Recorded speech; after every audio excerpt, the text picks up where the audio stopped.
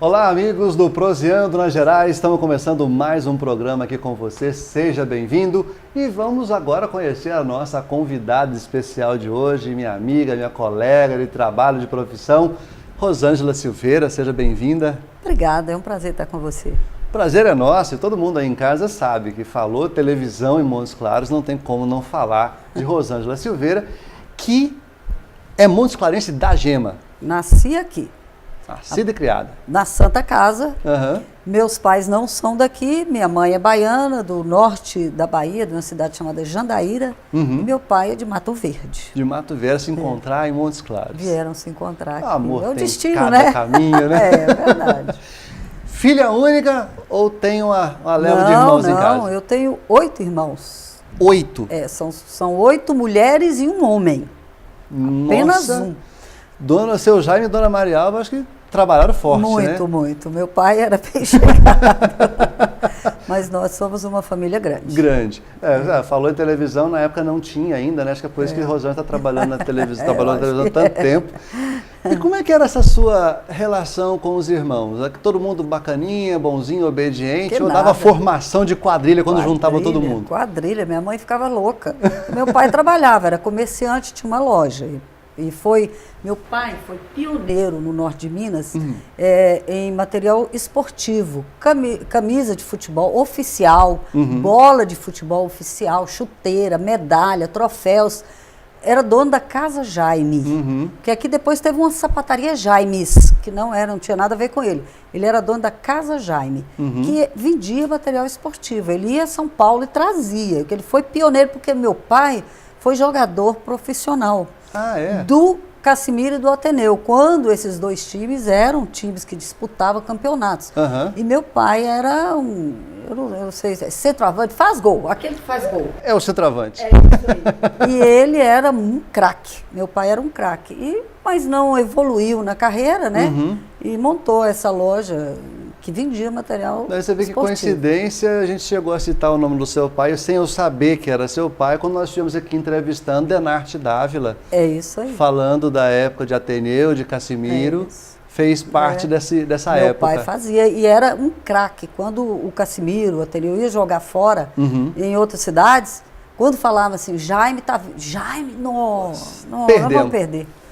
Mas era um craque, fazia muitos Jaime gols. mais 10 em campo, maravilha. E foi esse bando de filho, né? Ele jogava bola e fazia filho. Né? Marcava gol em casa e fora. E nós éramos bastante atentados, né? Ele ficava na loja dele e minha mãe cuidando de casa. Aí era um na barriga, um no berço, outro com aquele bando correndo, né? Na época dava para correr na rua, né? Dava muito, a gente só brincava na rua. Chegava da escola, só tirava o uniforme, porque se sujasse o uniforme, apanhava.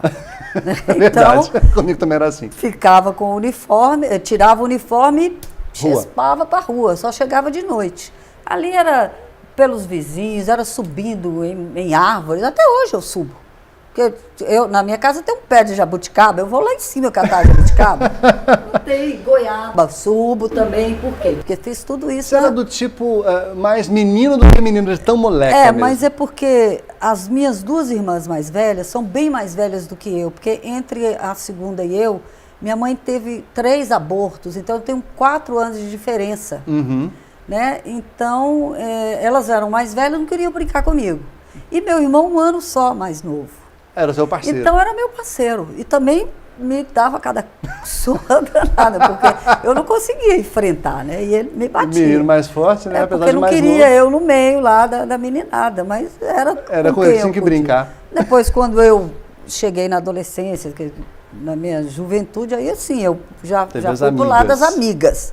Mas menina, 7 anos, eu era pinando papagaio. E dá para lembrar alguma travessura, alguma aprontação em especial aí, armada em casa e tal? A gente saía desligando os relógios das casas de todo mundo. Deixava todo mundo no escuro. Todo mundo no escuro. Só via gente correndo na porta. O que foi que a gente, ó? Escondidita da moeda vendo o bobo assustar. Batia na porta, tocava a campainha. Isso todo menino faz. E quando ia para a escola, ainda roubava o pão do povo. Botava o pão na porta, a gente passava, vamos apanhar esse pão aí. Juntava aquele bando o de pão. menino e saía tudo correndo. Mas olha, imagina isso. Não, porque já teve história aqui, Gregório Ventura contou pra gente que achou uma lagartixa, fritaram e experimentaram pra ver o pelo gosto. amor de Deus, isso eu não fiz, não. Nojo, né? Não, aí não. E agora, você pensar com tudo isso, deixando os cabelos do seu Jaime e da dona Mariava cada vez mais brancos desse jeito, com 7 anos, sua brincadeira já não era mais tão de criança, você começou a trabalhar. Porque meu pai, ele me buscava na escola, eu estudava no grupo Dom João Pimenta, que era ali onde onde é a Cristal, em frente, o Café Galo, do outro lado. E ele me levava para a loja para eu ficar lá durante o intervalo com as funcionárias, enquanto ele ia almoçar. Então eu tinha que trabalhar, eu ficava lá e crescia assim. Né? Desde os 7 anos aprendendo aquela nos movimentação. Nos outros horários, outros filhos e todo mundo ia revezando. Mas eu era que ia mais, porque eu estudava perto. E o que era para você se sentir ali, de repente, até importante, né, com 7 anos, atendendo uma pessoa ou outra, arrumando aqui e ali? Eu gostava. Eu ficava mais, era no caixa mesmo, para deixar os funcionários mais livres para atender, né? Porque a loja era muito movimentada, porque vinha prefeitos dessa região toda para comprar material esportivo, aquele jogo de camisa. roupa, de camisa, né? Medalhas, troféus. Então a loja era muito movimentada. Eu ficava ali no caixa e as funcionárias atendendo. Nesse meio tempo, deu para ter aqueles sonhos de criança? O que eu vou ser quando crescer? Normalmente era bailarina, professora, piloto submarino. Não dava tempo não, aprontava demais. Mas eu sempre gostei de leitura, eu sempre gostei de escrever. Eu sabia que eu ia seguir na minha vida o lado de leitura, porque na minha família tem muitos juristas, né? Juízes, eu tenho inclusive uma irmã que é juíza, advogados, tenho irmãs advogadas, sobrinhos advogados, sobrinhos advogados e muitos jornalistas também. Então, eu sabia que eu gostava era disso, eu não queria nada que, medicina, nada que me fizesse ficar ali presa. Eu gostava de liberdade, como eu gosto até hoje, tanto que eu não casei. Né? Eu gosto de namorar demais, mas... Mas ficar presa também? Não dava. Eu optei pela profissão, pelo trabalho, né? Sim. E nas horas vagas eu namorava. Eu namoro ainda. Né? E por que não, né? Por que não, lógico. Mas nós vamos chegar lá ainda. Calma. Tá bom. Acabou que com 14 anos, nesse embalo todo, você já teve a sua primeira carteira assinada. Tive, porque naquela época você podia trabalhar. Né? Hoje é que não pode, fica formando quadrilha nas ruas, né? Botando criança à toa. Vizinho à minha casa, se instalou uma empresa chamada Prodax, que o prefeito na época, acho que era Moacir Lopes, não me lembro, ele contratou para fazer um levantamento topográfico, de registro, para medir lotes, fazer o retrato da cidade, porque não tinha. Né?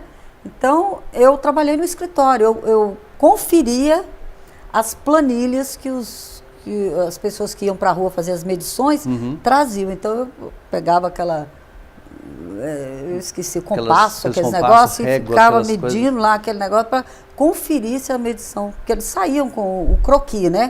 E aí colocava as medidas e via onde tinha muro, onde não tinha, onde tinha construção, não tinha. Eu fazia isso. Mas eu gostava, gostava porque eu estava trabalhando e ganhando meu dinheiro. E ganhando seu dinheiro, exatamente isso. Como é que era conciliar isso com escola? Porque não podia faltar. Mas dava, porque eu trabalhava lá dentro, né, no escritório, e eu estudava de manhã. Então, a tarde inteira eu já chegava, trocava de roupa e já ia para lá. E na escola, era aquele tipo, primeira cadeira, CDF, colada com a professora ou no turma da cozinha lá atrás? Não, eu nunca gostei de sentar atrás, não. Eu sempre, não é porque eu sou CDF, não sei o quê, mas eu sempre gostei da frente mesmo.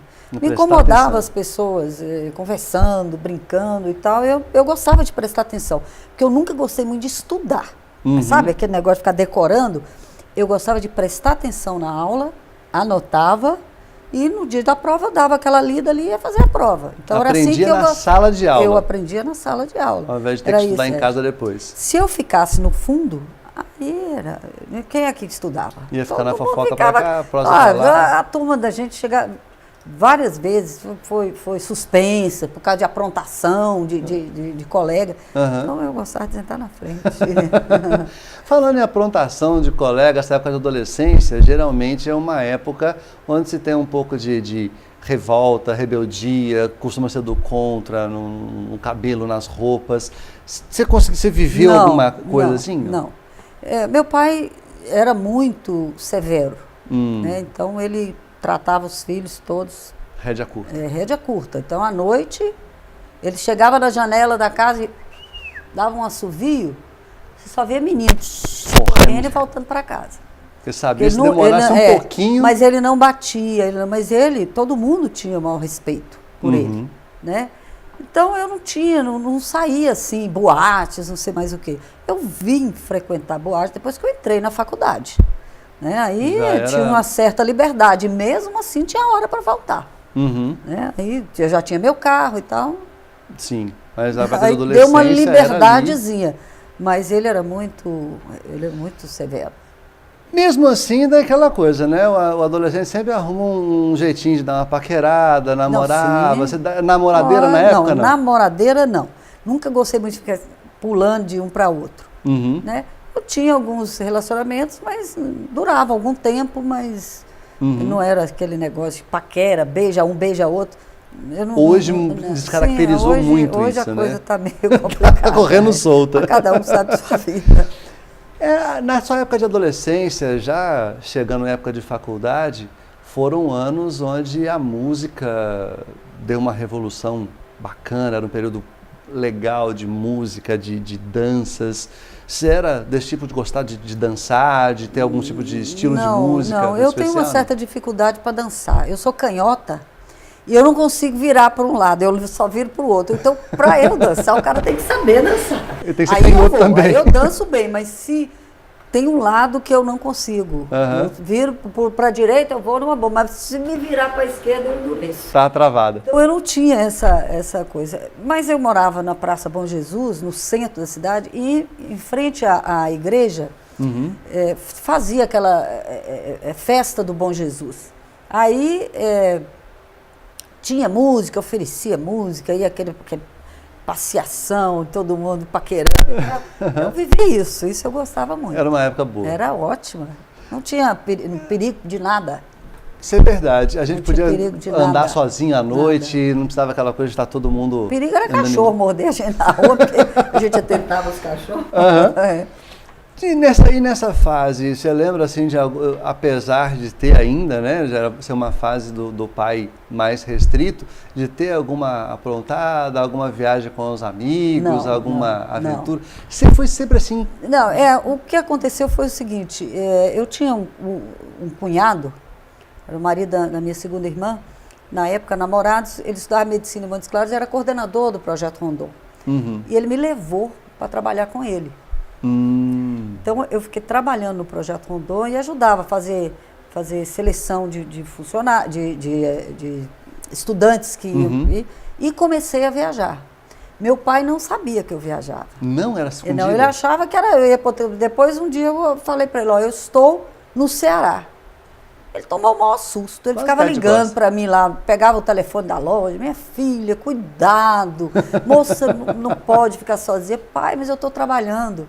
Então, eu rodei muito, o Projeto Rondon me deu muita liberdade. E essa fase do Projeto Rondon, você já estava entrando na faculdade? Sim, aí eu entrei, eu trabalhei antes, depois entrei na faculdade e continuei. Já de cara com jornalismo, não? Não tinha jornalismo em Montes Claros, e na época, aliás, jornalista não se forma em banco de faculdade. Isso é verdade. O que você tem ali é um diploma, né? Porque a realidade, você sabe bem disso, é outra. Se você não tiver o feeling, né? Se você não souber o que é notícia, como tratar a notícia, você não aprende isso na faculdade. Você aprende na vida. Você tem a parte burocrática da coisa. Os grandes jornalistas, nenhum deles tem curso de jornalismo. Eu não tenho, eu sou provisionada. Eu tenho registro como jornalista, porque eu tenho 30 anos de profissão. Sim. Então, eu trabalhei nisso antes de se exigir diploma. Então, eu tenho direito à profissão e eu tenho direito ao registro. Ótimo, maravilha. Agora, faculdade é um assunto para daqui a pouco, depois de um rápido intervalo comercial. Segura a onda aí, tá caindo tudo aqui no estúdio, mas não se desespere, a gente vai voltar, já já.